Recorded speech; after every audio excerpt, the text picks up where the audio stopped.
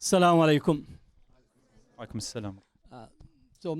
First, let me thank all the organizers, all the groups that came together to host this gathering. It's very important for us to have a South-South dialogue, even though that we're having the dialogue in the North out of necessity. We rarely have a South-South dialogue in the South. Most of the dialogues that takes place are often hosted by white liberal forces to reflect the priorities of the global North by using communities from the global South to engage in controlled dialogue. I wanted to comment on Zohran Mamdani's political campaign in New York, but I want to put it in a larger context for us to have a larger conversation. His family originates from the Indian subcontinent historically, then moved into Africa within the context of European colonization, and then moved to the United States. That history is a 500-year plus history that we need to contextualize. The arrival of European settler colonialists into the New World should not be only seen as the colonizations of the America, but actually rewiring the globe that we are right now still part of its unfolding realities.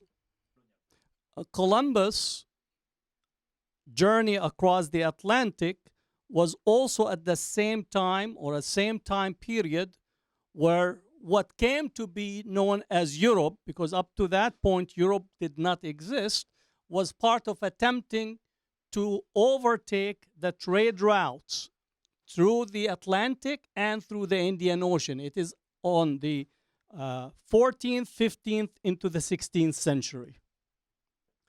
Zohran Mamdani is being charged or being defamed as being anti-Semitic. And that has been one of the constant attempts to try to delegitimize his campaign and his political standing.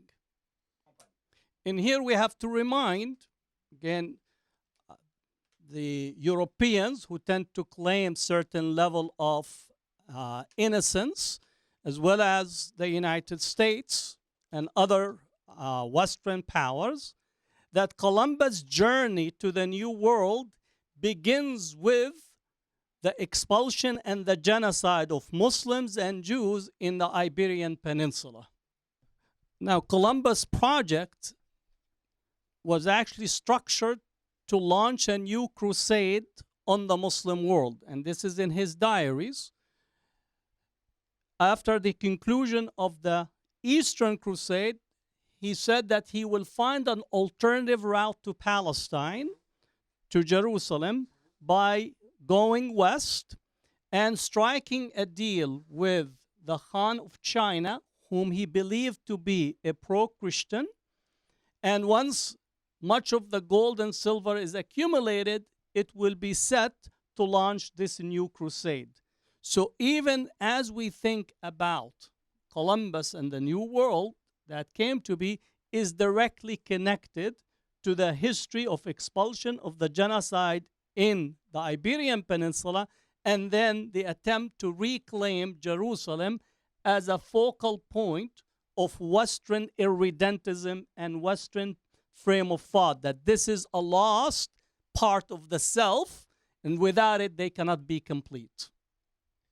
So when the charge or the defamation of Zohran Mamdani, Muslims here in France, Muslims across Europe or the United States with the charge of anti-Semitism, it is the attempt of European white supremacists to claim innocence and also claim that they are defending the other, which is the Jewish person in European, American, and Western history, and stoking Arab-Muslim antagonism with the Jewish population that historically has not been the case. So the idea of Judeo-Christian tradition that is being used post-World War II is actually has to be challenged, because we are actually much more correct to say there is an Islamic Jewish tradition or Islamo-Judaic historical tradition that goes out over 1,000 years. And I think what we need is to assert a different reading of history. Part of the problem, I think, could be summed in the African proverb, until the lion writes his own story, all the stories will glorify the hunter. Part of the challenge is for us to actually see the world through a distinctively global South lens, eyes, epistemology, and historical trajectory that bypasses or attempts to undo colonization. Societies that were highly civilized, all of a sudden they became uncivilized by means of colonization. Again, I took my students to the Louvre. Aside from the Roman and Greek statues without clothing, nice, much of the cultural content in there reflects the historical civilizational heritage of the Africans, the Mesopotamians, the Persians, and so on. And yet colonization all of a sudden made the civilized uncivilized and then set the project, quote, to civilize. Part of the problem is that we have internalized colonial questions and also went ahead to answer the colonial questions. In the following, somebody says you're not civilized, you begin to actually give credence to that question and begin to show and demonstrate that you are civilized. In doing so, you have actually proven your acceptance of the terms of the definition that you're uncivilized. Take this notion that we're always asked why you are so violent. And we go through the process to try to prove that we're not violent. Now, I don't like to quote Huntington, right? Clash of Civilization. He says that the West won the world not by the means of its ideas, but the means of violence. Now, Huntington understood that maximum use of violence is what defined the modern world. The question of violence is always asked for us to actually engage in a process, right, where we are on the defensive on that question, even though that we have been the recipients of violence for the past 500 years. And again, the narration of the different genocides, right, is just unbelievable. Just to think of the Belgium and having killed 50% of the population, right, for no other reason than to have rubber from the Congo. Yet till today, we still don't actually narrate the history of the so many genocide. And now we have the genocide on Gaza, where we are being charged of not saying free Palestine, or the European representative said saying or calling for a bake sale for Gaza can be determined as an act of expression of anti-Semitism. That is only a logic that is structured around colonial logic, and for us to accept this as the basis of the relations. The second line of attack on Zohran Mamdani has to do with economics. And let me say first that I am not using Zohran as the ideal for us to engage in anti-colonial and decolonial struggle, but to point to the fractures that the political system is presenting us, and in the attack gives us the ability to enlarge the scope of the conversation and what we put on the table. Now, one of his proposals is to give people free access to public transportation. And that resulted in so many people saying that he does not understand capitalism. Now, I would agree he does not understand capitalism as Trump or trickle-down economists understand capitalism, because capitalism is to accumulate maximum wealth without due regard to morality or ethics. So proposing free public transportation for the middle class, the poor, for those who can't afford, is actually one of the soundest policy if you want people to have upward mobility and ability to get their jobs. And it actually proves in many different countries that is actually building the middle class is one of the solidest way to establish economic stability. There's many other pieces in his economic proposals, but at the core of it is a critique of the political elites in the United States, both Democrats and Republican. Since the 1980s, we've been having a trickle-down economics and massive military buildup. We have a death economy. We manufacture, the United States, the best death machines in the world. And we are the #1 country in the world in the sales of death machines around the world, accounting for 56% of arms sales around the globe, which last year was almost 1.6 trillion returns. And I hope that you saw Trump when he visited the Middle East and he was dancing. Well, he collected 4 trillion. If I was in his place, I'll dance, and also got a plane as well on his way out. He went to further the death machines economy, and our academic institutions are vested in the death economy, and that explains why the universities, right, have went overboard to limit the student expression in trying to stand for Palestine, which is not unique. The same groups did the same when we were mobilizing for South Africa and we were mobilizing for Central American Solidarity Movement. You have to understand the logic of a military-industrial complex that Martin Luther King critiqued at the time.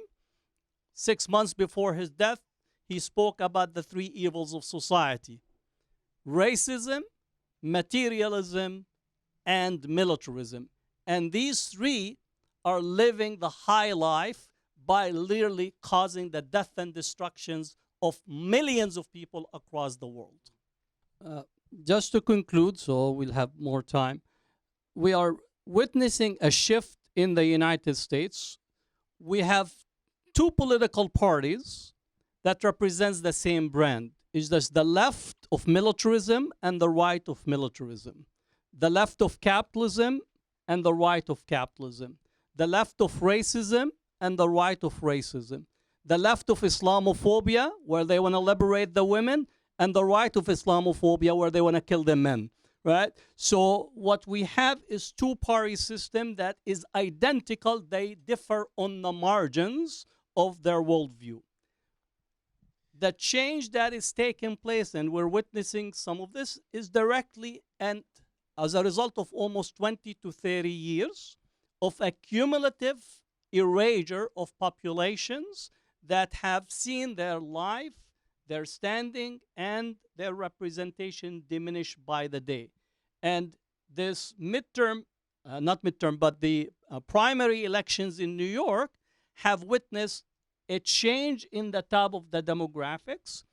And we're witnessing that the Democratic Party have shifted tremendously on Palestine, the rank and file.